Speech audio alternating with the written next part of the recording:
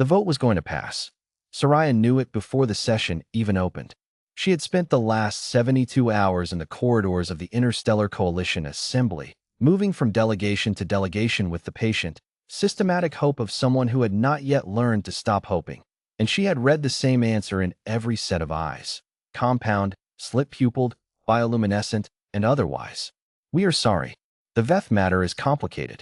Our position must reflect our broader relationships. Complicated. That was the word they used when they meant we have already decided and do not wish to defend the decision. She walked back to the Veth observation gallery alone. The Coalition Assembly Chamber was built to impress. A vast, spherical space with tiered delegation platforms arranged like the inside of a geode. Each species given equal elevation, equal light, equal acoustic clarity. It had been designed 300 years ago by architects who believed that the right building could make beings behave better. They had been optimistic. Soraya was Veth, which meant that in a chamber designed for equality, she sat in a gallery off to the side, behind a brass railing, in a section without a delegation platform, because the Veth were not coalition members. The Veth had applied for coalition membership 11 times in the past century. 11 times the application had been deferred, tabled, studied, reconsidered, and ultimately set aside pending further review. Further review was coalition language for never, but we don't want to say never because never requires a reason. The Veth were a small people. 4 million individuals across 3 marginally habitable moons in the Sereth system, a system that, by geological misfortune, sat at the intersection of 3 larger powers' territorial claims: the Dravari Compact, the Hessian Sovereignty, the Murek Trade Federation. Each claimed the Sereth system by a different legal framework. Each had spent the last 40 years using that claim to extract resources from Veth territory, restrict Veth trade routes, and periodically move military assets through Veth space without asking. None of them had ever raised a weapon against the Veth directly. They didn't need to. Slow strangulation required no military budget. Today's vote was on Resolution 7 Gamma, a coalition non-interference directive that would formally classify the Sereth system as a contested administrative zone, language that would, in practice, grant all 3 powers legal cover to continue exactly what they were doing, while formally preventing any coalition member from intervening on the Veth's behalf. It was elegant, as slow strangulation went. Soraya had been fighting it for 8 months. She had submitted legal briefs, economic analyses, historical documentation, 3 separate humanitarian impact assessments. She had spoken to every delegation that would receive her. She had been unfailingly polite, meticulously prepared, and completely ineffective. She took her seat in the observation gallery and watched the delegations file in below.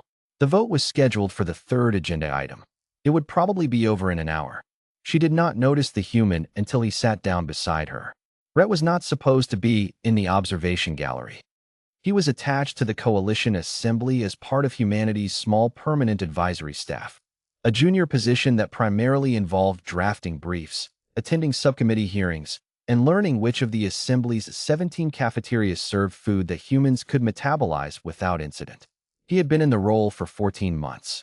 He was 29 years old, had a background in international law from before humanity's coalition accession, and had spent the last 3 weeks reading every document Soraya had filed. He had not been asked to. Nobody had assigned him the Veth matter.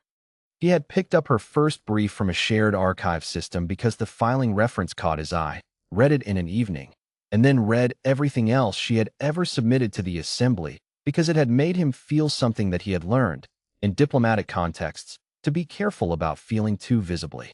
He sat down next to her in the observation gallery and said, in the trade standard Veth dialect he had spent the past week learning from recordings, "Your Sereth lunar tidal documentation. The economic impact section. Did you submit the updated version or the original?" Soraya turned and looked at him. She had met humans before.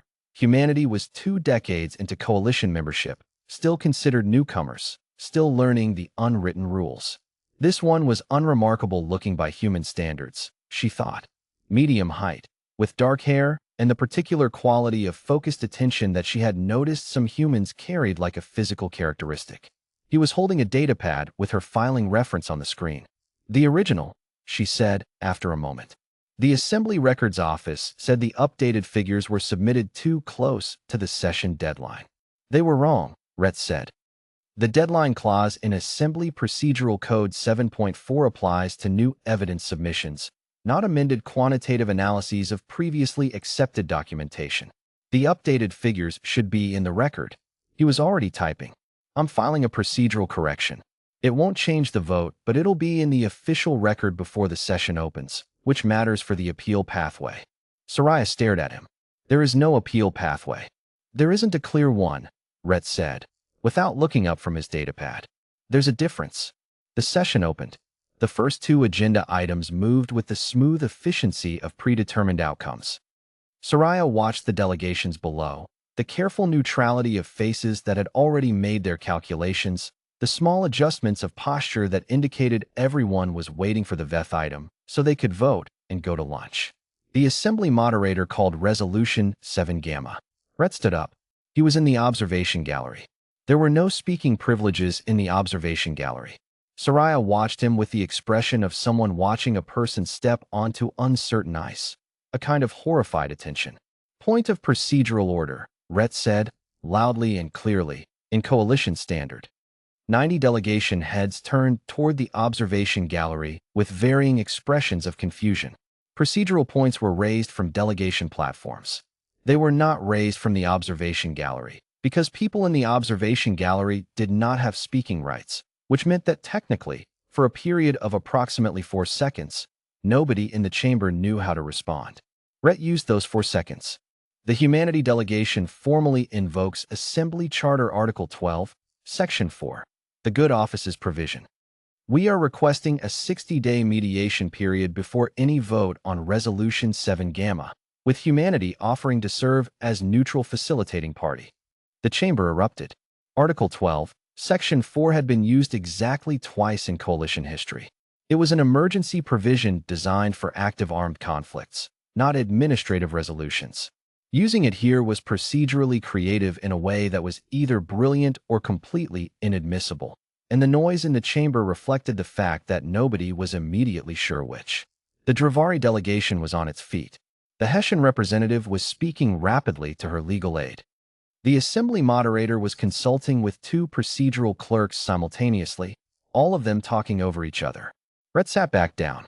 Soraya was looking at him. That was not within your authority, she said. I filed the paperwork this morning, he said. The human delegation had signed off at 0600. She's on the floor right now. He nodded toward the delegation platforms, where Soraya could see a tall human woman in the humanity delegation section standing calmly amid the surrounding chaos, speaking to the moderator with the composure of someone who had known exactly what was coming. You planned this. We planned this, Rhett said. 2 weeks ago, give or take. I needed time to build the legal argument, and she needed time to read it and decide if it was worth the political cost. He looked at Soraya. She decided it was. Why? Soraya asked. It came out more plainly than she intended, stripped of diplomatic framing, just the raw question underneath. Why would you spend political capital on us? We have nothing to offer. We have no power. We have been losing slowly for 40 years, and everyone in this chamber has decided that is simply how things are. Rhett was quiet for a moment. Below them, the chamber was still in productive uproar. The moderator had called a recess. The legal teams were assembling. The 3 power delegations were engaged in the kind of furious, quiet conversations that meant things were genuinely uncertain. Because your documentation is correct, he said finally. All of it. Every legal brief, every economic analysis, every impact assessment. The work is right. You've been right the entire time. He paused. I've worked in rooms where people were right and still lost, and the reason they lost wasn't the argument. It was that nobody with enough standing decided the argument was worth making. He looked at the chamber floor. Humanity has been a coalition member for 20 years. We've spent most of that time learning the rules and being careful, learning which fights to pick. A beat. We picked this one. The 60-day mediation period was granted. It was not a victory. Soraya understood that clearly.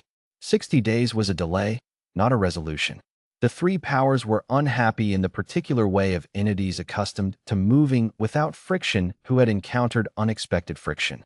They would bring resources to the mediation table that the VETH could not match. but they would have to come to the table, and humanity would be sitting at it. On the 58th day of mediation, the Seraph system was granted Provisional Coalition Protectorate status pending full VETH membership review, a legal category that had not existed 70 days earlier, drafted by Rhett at a workstation at what Soraya suspected were genuinely unreasonable hours. That placed VETH territory under coalition jurisdiction in a way that the three power claims could not legally override. It was not perfect. There were compromises, conditions, a review timeline that stretched years. It was the first thing in 40 years that had moved in a direction the VETH had chosen. Soraya filed the acceptance documentation and then sat for a long time in the now-empty observation gallery, looking at the assembly chamber below. The lights were dimmed to their off-session level. The delegation platforms were empty. The vast spherical space was quiet in the way that spaces designed for argument go quiet when the argument is, for the moment, over. She heard footsteps and did not need to look to know who it was. "It will hold," she asked. Rhett sat down in the seat beside her, the same seat, she realized, he had taken on the first day. "For now," he said honestly. "Long enough to build something stronger. Long enough to matter." Soraya looked at the chamber. 300 years of careful architecture, built on the optimistic theory that the right space could make beings behave better. She had spent 8 months learning all the ways that theory was wrong. She was beginning to think it might, in specific conditions, occasionally be right. "Your people have been coalition members for 20 years, she said. "Yes." "You are still considered newcomers." "Yes." "Does that bother you?" Rhett considered this with the seriousness she had learned to expect from him when questions deserved it. "No," he said. "Newcomers remember what it was like to need someone to make a stand." He looked at the empty platforms.